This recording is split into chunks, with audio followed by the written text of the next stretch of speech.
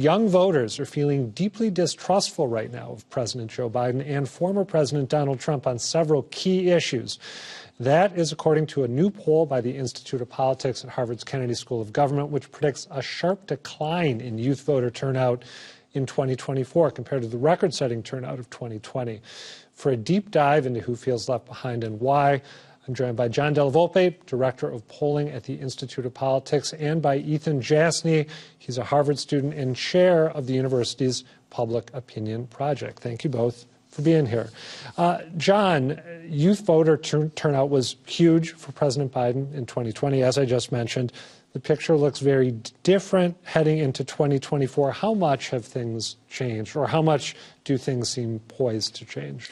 Well, things are certainly in a state of flux, I would argue right now. But to take one step back, I think that we don't have a President Biden today, if not for the increasing levels of participation in 2020 and their overwhelming support, 60% plus in most states, for President Biden back in 2020. We think about the 5 battleground states, Arizona, Georgia, Pennsylvania, Wisconsin. And in each of those states, President Trump won the vote of people over the age of 45.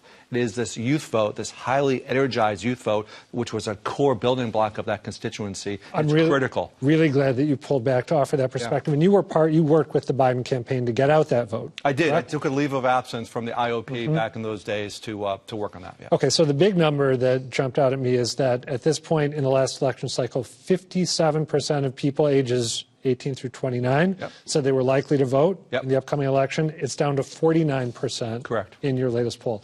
Do you have a sense of why that is? I think a couple of things. One is the people who self-identify as Democrats are more or less on the same page in terms of likelihood of voting. But we've seen sharp decreases both among Republicans, double digits, as well as an increasing number of people who are choosing to identify as independents. And that's the group, specifically the college students within that group, African American young men and women, as well as Hispanic and Latino young men and women, are all just kind of feeling disenfranchised, I think, at this point, relative to, again, where we were 4 years ago. Ethan, I want to ask you about the groups that John just mentioned. I think actually we have a chart. We should pull it up just to give viewers a sense of all the different groups out there that are apparently less likely to vote. You look at black voters, it's about a 12% drop in people saying they're likely to vote. For Hispanic voters, a 16% drop. And I was struck by both of those, but I was also struck by the drop in women saying that they are likely to vote, especially post-Dobbs and after the overturning of Roe v. Wade. They dropped by about 9 points. I'd like to get your sense of why those groups in particular may be not as excited about voting as they were 4 years ago. Yeah, I mean, and it's not just likelihood to vote. We've seen over the past couple of years, actually, the proportion of Hispanics and black young Americans identifying as Democrats decrease. And they're not becoming Republicans, they're becoming independents. And that's why you see as well, there's not that big of a decline in Democrats that are likely to vote, but there are also just fewer people identifying as Democrats, right? And so that decline in independence is super important as well. To your question about why there's sort of this disengagement among young black and Hispanic individuals, I think can be a combination of factors, not seeing themselves represented in the government in various ways. I think if you look at young black and Hispanic individuals as well, they feel like they're in worse personal financial situations. It seems like the economy potentially is having more adverse effects on them, and so that could be a reason as well why they're less likely to be engaging and to saying they're going to vote. Do you have any thoughts? And I'm happy to get you chiming in here, too, if you do. But what about the drop in women's interest in voting? That, I think, of all the findings in your poll, is probably the one that surprised me the most. Do you want to take a crack at it first, or do you? Either one's fine. Yeah, I can start off. I mean, I think, that is surprising. I think the good news there, though, is that abortion is clearly a really important issue going forward and something to engage, I think, young women in particular. We found findings that 2 in 3 young Americans as a whole say that abortion is an important issue when choosing where people want which state to live in. So putting aside even the ballot, like this is an issue that's affecting people's lives, particularly young women. And even if you look at people who currently say that they're not sure they're going to vote in 2024, they do say that if there's abortion referendum on the ballot, around 22% said that they would definitely vote in that. So I think, that is potentially concerning, if you're Biden and Democrats right now, but abortion, reproductive rights is certainly a way of sort of addressing that, I think. John, you have anything to add? When we do focus groups, and we do dozens of them over the course of the year, it's common, actually, it's common that a young person, a young woman, specifically a young woman of color, will say, you know what, I've been doing my job. You told me to vote, I voted in 2018. You told me to vote, I voted in 2022. You know what? And I sit back, and it seems like the more I vote, the fewer rights I have. Rights are being taken away despite the fact that I'm participating. So, Adam, what we're really focused on is helping young people see that their vote mattered in 2020. It's a very different place and a very different country because of them. We don't have the first African-American female on the Supreme Court. There is a better representation than I think they appreciate, and a lot of those accomplishments. The younger people are choosing not to pay as close attention to the news and are in many cases missing kind of the progress that's being made, which is depressing levels of participation. You mentioned the focus groups that you do in addition to the polling. I was listening to a New York Times piece that you did talking about your findings. One of the focus groups you mentioned, and I found this fascinating, that the young voters you talked to do not think that the president and the former president, politicians generally, don't understand their problems. They think they understand them, but just aren't acting to ameliorate them, right? That's right. And those independents who are less likely to vote, they think that they don't see a significant difference between the two parties. At the end of the day, they will tell you that both parties are run by elites, and they're choosing to focus on servicing the elites rather than the working class and the people who are more vulnerable members of the society, specifically younger people. Ethan, people are not keen on President Biden, right? He's got 35% approval in this poll, something that in a way calls to mind other polls that we've seen where he's really struggling with approval numbers. You found that young voters conceptualize their support for President Biden, if they support him, differently than Trump voters think through their support for him. Can you break down the difference there? Exactly, yeah. So a large majority of people who say they're going to vote for Biden say they're doing so to prevent former President Trump from becoming president again, whereas it's the flip side for Trump, where a large majority of Trump voters say they're doing so out of loyalty to the president's policies and values. And so, I think that does point to the fact that potentially there's not all that much, natural enthusiasm for the president. At the same time, though, negative partisanship is a powerful force. And so when you look at the head-to-head, particularly among likely voters, Biden versus Trump, Biden is hitting the margins of where he was at in 2020. And I think in the 2020 race as well, a lot of that was about opposition to Trump, right? And opposition to all that was. So I think an important part of, Biden's role going forward is certainly to emphasize the qualities of his administration, all that he's done and accomplished over the last 3-4 years, but also to point out and to remind young people what life was like between 2016 and 2020 under the Trump administration. Because I think, as the poll shows, that's clearly a powerful motivating factor as well.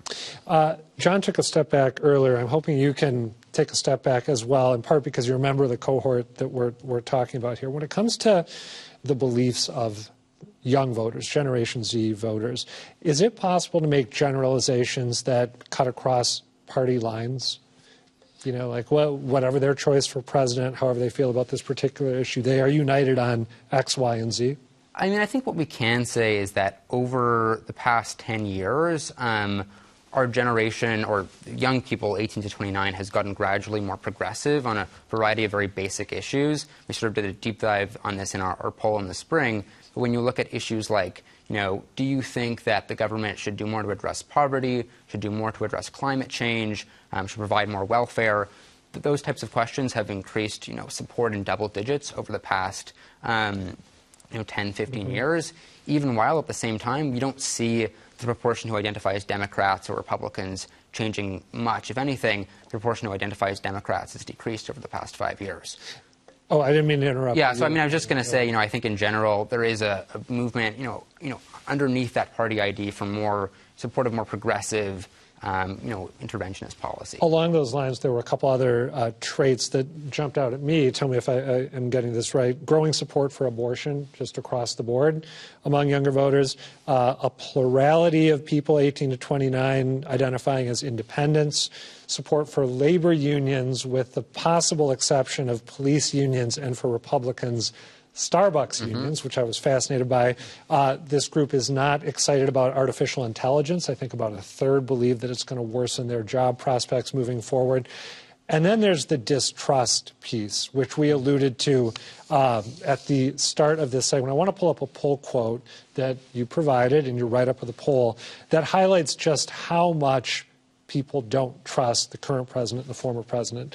The line in question, a plurality trusts neither Biden nor Trump on important issues like the Israel-Hamas war, Ukraine, climate change, gun violence, health care, crime, and public safety. John, is that level of distrust ordinary? It's a problem. It's a problem.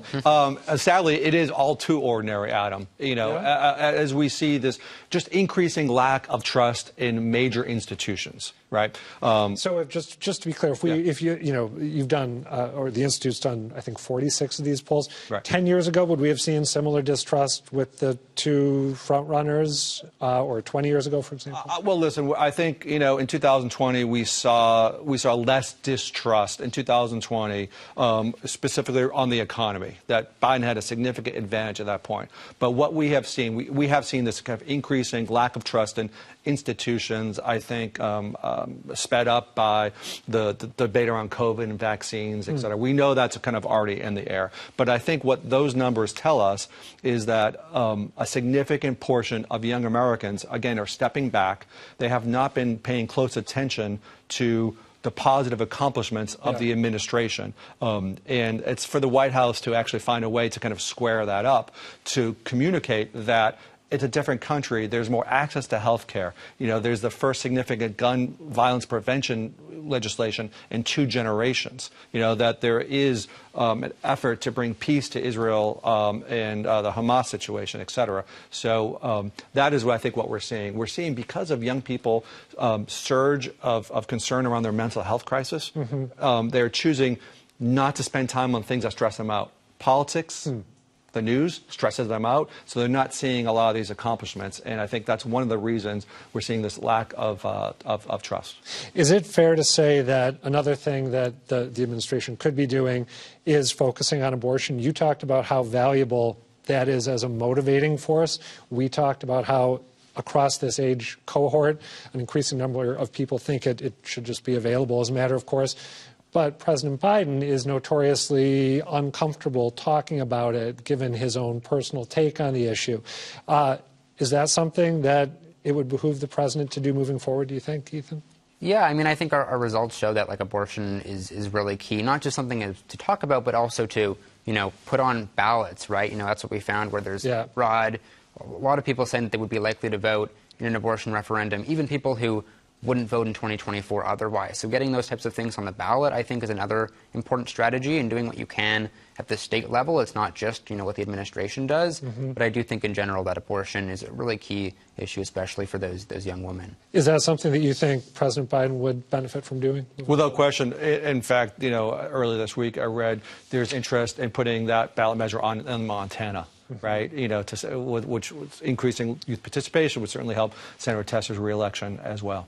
All right. John Della Volpe, Ethan Jasny, thank you both for breaking this down. It's fascinating stuff that you came up with. Thanks for having us.